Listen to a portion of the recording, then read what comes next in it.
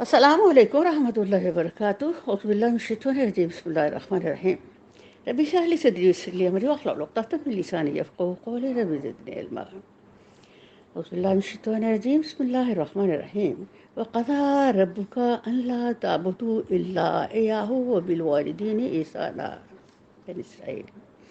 اور آپ کے رب نے فیصلہ فرما دیا ہے کہ تم خدا کے سوا کسی کی بندگی نہ کرو اور والدین کے ساتھ نیک سلوک کرو۔ نیکیوں کے درجات میں سب سے اعلیٰ درجہ احسان کا ہے، لیکن ماں باپ کے ساتھ سلوک میں درجہ احسان سے شروع ہوتا ہے۔ حضرت عبداللہ بن مسعود فرماتے ہیں رضی اللہ عنہ، میں نے نبی کریم صلی اللہ علیہ وسلم سے پوچھا کون سا عمل خدا کو سب سے زیادہ محبوب ہے؟ حضور نبی کریم صلی اللہ علیہ وسلم نے فرمایا وہ نماز جو وقت پر پڑھی جائے۔ میں نے پھر پوچھا اس کے بعد کون سا کام خدا کو سب سے زیادہ محبوب ہے؟ فرمایا ماں باپ کے ساتھ حسن سلوک۔ میں نے پوچھا اس کے بعد؟ فرمایا خدا کی راہ میں جہاد کرنا۔ حضرت ابو امامہ فرماتے ہیں کہ ایک شخص نے پوچھا رسول خدا صلی اللہ علیہ وسلم، ماں باپ کا اولاد پر کیا حق ہے؟ فرمایا ماں باپ ہی تمہاری جنت ہیں اور ماں باپ ہی دوزخ ہیں۔ ابن ماجہ۔ خدا نے اپنی شکر گزاری کے ساتھ ان کی شکر گزاری کی تاکید فرمائی ہے، انشکر لی ولی والدیک۔ ہم نے وصیت کی کہ میرا شکر ادا کرو اور اپنے ماں باپ کے شکر گزار رہو۔ لقمان۔ اگر ان میں سے ایک یا دونوں تمہارے سامنے بڑھاپے کی عمر کو پہنچ جائیں تو تم ان کو اف تک نہ کہو اور نہ ان سے جھڑک کر بات کرو۔ القرآن۔ حضرت انس رضی اللہ عنہ فرماتے ہیں کہ نبی کریم صلی اللہ علیہ وسلم نے فرمایا جو آدمی یہ چاہتا ہو کہ اس کی عمر دراز کی جائے اور اس کی روزی میں کشادگی ہو، اس کو چاہیے کہ اپنے ماں باپ کے ساتھ بھلائی کرے اور صلہ رحمی کرے۔ ماں باپ کا ادب و احترام کیجیے اور کوئی بھی ایسی بات یا حرکت نہ کریں جو ان کے احترام کے خلاف ہو۔ وَقُلْ لَهُمَا قَوْلًا كَرِيمًا۔ بنی اسرائیل، اور ان سے احترام کی بات کیجیے۔ وَاخْفِضْ لَهُمَا جَنَاحَ الذُّلِّ مِنَ الرَّحْمَةِ، اور عاجزی اور نرمی کے ساتھ ان کے سامنے بچھے رہو۔ نبی کریم صلی اللہ علیہ وسلم فرماتے ہیں جو نیک اولاد بھی ماں باپ پر محبت بھری ایک نظر ڈالتی ہے، اس کے بدلے خدا اس کو ایک مقبول حج کا ثواب بخشتا ہے۔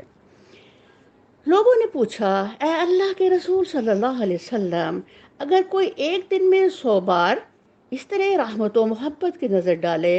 نبی کریم صلی اللہ علیہ وسلم نے فرمایا ہاں، اگر کوئی 100 بار ایسا کرے تب بھی خدا بہت بڑا اور تنگ دلی جیسے عیوب سے بالکل پاک ہے۔ مسلم۔ قرآن میں ہے لوگ آپ سے پوچھتے ہیں ہم کیا خرچ کریں؟ جواب دیجئے جو مال بھی تم خرچ کرو اس کے اولین حقدار تمہارے والدین ہیں۔ البقرہ۔ حضرت ابو ہریرہ فرماتے ہیں ایک شخص حضور نبی کریم صلی اللہ علیہ وسلم کی خدمت میں آیا اور پوچھا اے خدا کے رسول صلی اللہ علیہ وسلم، میرے نیک سلوک کا سب سے زیادہ مستحق کون ہے؟ آپ صلی اللہ علیہ وسلم نے فرمایا تیری ماں۔ اس نے پوچھا پھر کون؟ آپ صلی اللہ علیہ وسلم نے فرمایا تیری ماں۔ اس نے پھر پوچھا پھر کون؟ فرمایا تیری ماں۔ اس نے کہا پھر کون؟ آپ صلی اللہ علیہ وسلم نے فرمایا تیرا باپ۔ حدیث۔ ماں باپ کے حق کی ادائیگی کے لیے یہ دعا پڑھنا کبھی نہ بھولیے، رب ارحمہما کما ربیانی صغیرا۔ اور ہم نے انسان کو ماں باپ کے ساتھ بھلائی کرنے کی تاکید کی ہے۔ اس کی ماں تکلیف اٹھا کر اس کو پیٹ میں لیے پھری اور تکلیف ہی سے جنا، اور پیٹ میں اٹھانے اور دودھ پلانے کی یہ مدت 2.5 سال ہے۔ الاحقاف۔ حضرت ابو ہریرہ کا بیان ہے کہ مرنے کے بعد جب میت کے درجات بلند ہوتے ہیں تو وہ حیرت سے پوچھتا ہے یہ کیوں کر ہوا؟ خدا کی جانب سے اس کو بتایا جاتا ہے کہ تمہاری اولاد تمہارے لیے مغفرت کی دعا کرتی رہی اور خدا نے اس کو قبول فرما لیا۔ حضرت ابو ہریرہ کا بیان ہے کہ رسول خدا صلی اللہ علیہ وسلم نے فرمایا، جب کوئی آدمی مر جاتا ہے تو اس کے عمل کی مہلت ختم ہو جاتی ہے۔ صرف 3 چیزیں ایسی ہیں جو مرنے کے بعد بھی فائدہ پہنچاتی رہتی ہیں: صدقہ جاریہ پہلا، دوسرا اس کا پھیلایا ہوا وہ علم جس سے لوگ فائدہ اٹھائیں، تیسرے وہ صالح اولاد جو اس کے لیے دعائے مغفرت کرتی ہے۔ اگر زندگی میں خدا نخواستہ ماں باپ کے ساتھ سلوک کرنے اور ان کے حقوق ادا کرنے میں کوئی کوتاہی ہو گئی ہو تو پھر بھی خدا کی رحمت سے مایوس نہ ہوں۔ مرنے کے بعد ان کے حق میں برابر دعائے مغفرت کرتے رہیے۔